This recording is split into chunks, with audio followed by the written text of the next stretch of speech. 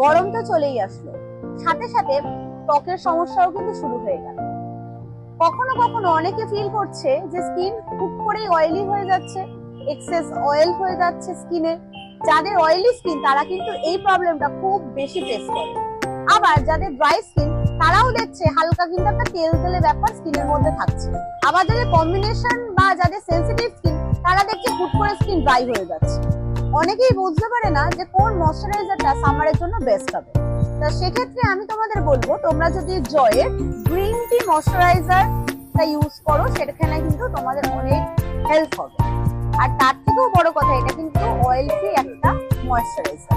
শুধুমাত্র এটা যে অয়েল ফ্রি ক্রিম তা কিন্তু নয়, বা অয়েল ফ্রি ময়শ্চারাইজার শুধুমাত্র তা কিন্তু নয়, তার সাথে তোমরা কিন্তু এটার মধ্যে পাবে একটা ম্যাট ফিনিশ।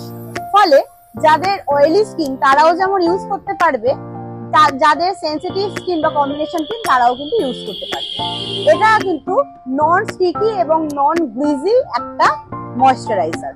তোমরা এটা ডেইলি ইউজও যেরকম করতে পারবে, ঠিক তেমন তোমরা যদি মনে করো মেকআপ করার আগে ময়শ্চারাইজার ইউজ করবে, সেক্ষেত্রেও কিন্তু এটা খুব ভালো একটা ময়শ্চারাইজার। আর এটা বাজেটের মধ্যে খুব ভালো একটা ময়শ্চারাইজার, যার 50 গ্রামের দাম পড়বে 255 রুপিস।